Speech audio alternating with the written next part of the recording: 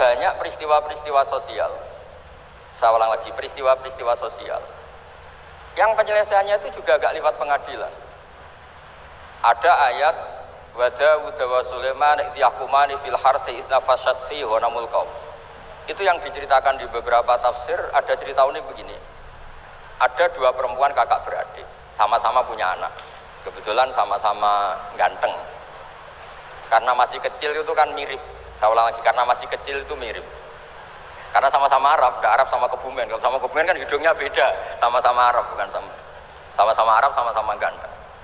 Singkat cerita, yang satu ini dimakan serigala, anaknya yang satu dimakan serigala.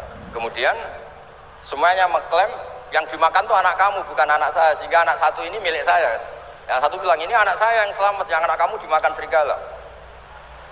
Nabi Daud ketika ada pengadilan seperti itu menghukumi yang argumentasinya meyakinkan. Sudah, ini milik kamu karena kamu lebih berargumentasi. Setelah keluar, kata Nabi Sulaiman, pas itu masih kecil. Kalau hakimnya saya, keputusannya tidak seperti itu. Karena Nabi Daud itu demokratis. Saya pokoknya tidak akan keluar dari jalur Quran sebagai pemenuhan, karena saya Profesor Quraisy, Profesor Zain itu orang yang sangat menukili Quran. Terus kata Nabi Daud, Sulaiman sini, sudah kamu saja yang mengadili. Ternyata apa Nabi Sulaiman itu? Ngambil pisau. Mana anak yang selamat? Ini, udah kita bagi dua saja supaya gak konflik gitu. Terus ada yang nangis histeris, nangis, yang satu tenang saja. Terus sama Nabi Sulaiman, anaknya dikasihkan yang nangis. Ini ibu beneran ini, berarti ini ibunya beneran ini, anaknya mau dipotong nangis, kamu mesti enggak, masa anaknya mau dipotong diam aja. jadi ternyata sebagian pengadilan dulu itu pakai perangkat psikologis. Gak mungkin secara naluri normal orang anaknya mau dipotong membiarkan, itu pasti ada ibunya itu. Akhirnya dimenangkan yang nangis tadi. Jadi banyak cerita di literatur saya itu tidak semua masalah atau kemungkaran atau maksiat atau apa itu diselesaikan pakai cara-cara mempermalukan di depan umum atau pidato berapi-api yang mojokkan sana sih.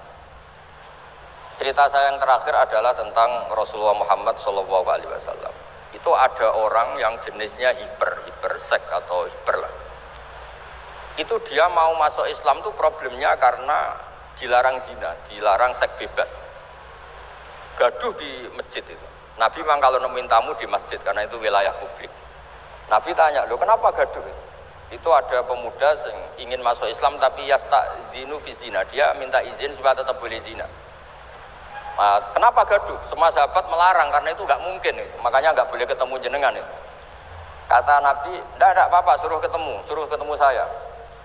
Setelah ketemu Rasulullah di depan beliau, apa betul kamu pemuda yang ingin masuk Islam tapi minta izin tetap boleh zina? Iya ya Rasulullah. Apa jawabannya Nabi itu unik. Atuhibbuhu li ummik, pertama. Kamu suka kalau ibu kamu profesinya seperti itu kemudian dinikmati hidung-hidung belang? Enggak Nabi. Kalau ada orang gitu sama ibu saya tak pukul. Atuhibbuhu li bintik, kamu suka punya putri yang jadi mainannya orang-orang hidung belang? Ya enggak Nabi. Atuhibbuhu li ammatik, kamu suka kalau itu terjadi di bulik kamu? Sampai nyebut sekian orang-orang yang dicintai pemuda itu.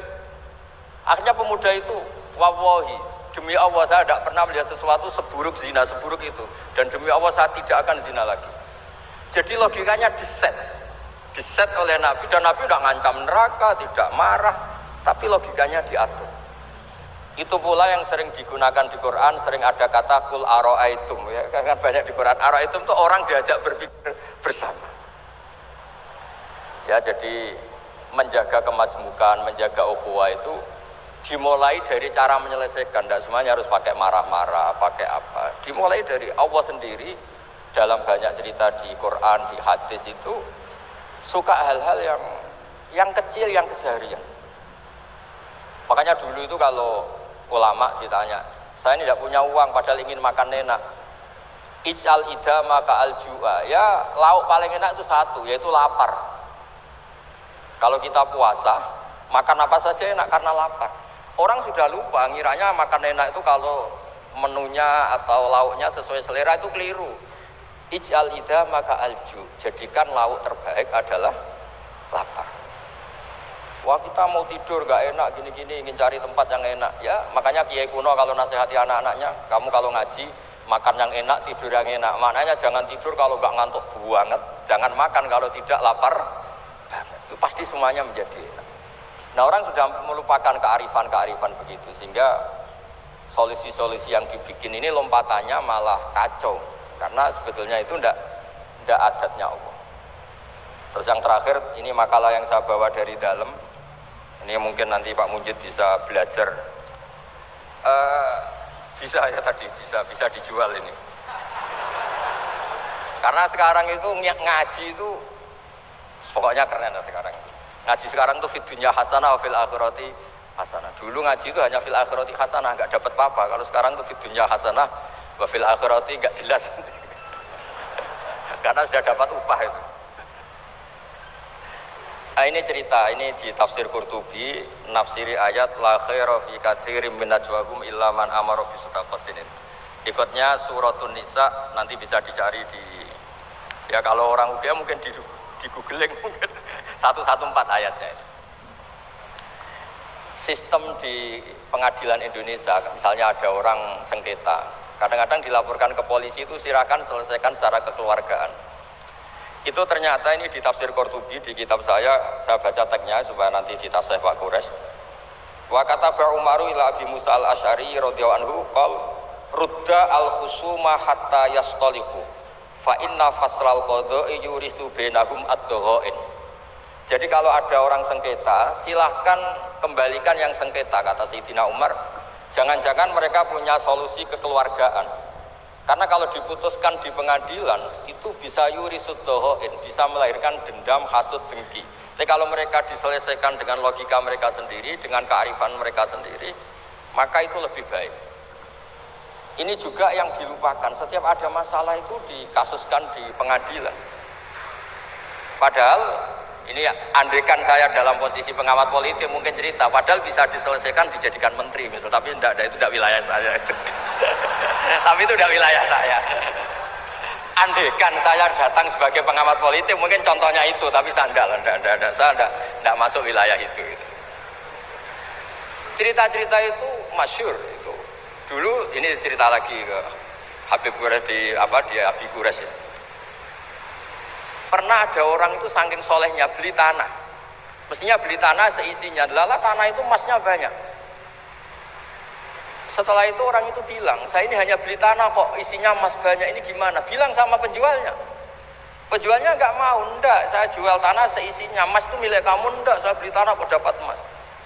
Itu dulu penyelesaiannya bilang, kamu punya anak putri, kamu punya anak laki, ya sudah besanan saja biar enggak kelio.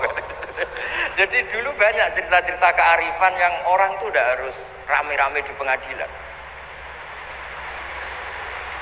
Ya tadi andaikan saya politik, mungkin contohnya nggak usah di MK lah, dimenterikan gitu. Bisa andaikan saya politikus. Tapi tidak, itu tidak wilayah saya. Jadi di antara kebaikan Islam, benan nas, bukan benal muslimin, bukan benal muslim wal kafir. Benan nas. Kita rukun sesama non muslim itu juga ajaran Islam. La khaira fi katsirin min najwahum. Diskusi apapun tidak baik kecuali diskusi-diskusi yang menyuruh kebaikan, menyuruh sedekah, au islahim bainan nas, atau diskusi yang menjadikan kita baik-baik saja, hubungan kenegaraan, hubungan kebangsaan, hubungan kemanusiaan baik-baik saja. Ya, sekian mukadimah saya, nanti ditambahi Abi Quraisy, Profesor Quraisy. Sekian, dan saya ada salam dulu karena pasti provokatornya ini merovokasi lagi. Jadi kalau moderator itu kan bikin sesuatu indah. Ini jadi tidak indah. Masa orang sesantun saya dibilang harimau, itu kan kacau. Itu nggak benar itu. Karena kalau di Indonesia, oh ini negara nggak benar, kayak hukum rimba, yang kuat menang. Yang kuat itu kan harimau, wah, jadi masalah kan. Tapi saya maafkan, karena di dunia kiai ini masih mu'alaf, latihan kiai. Saya alhamdulillah orang-orang UGM memang sering ketemu saya dulu zaman Pak Panut. Ini rumah saya ganggu ya berkali-kali. Jadi ya enggak apa-apa, silahkan salah karena Allah Maha Pemaaf. Monggo.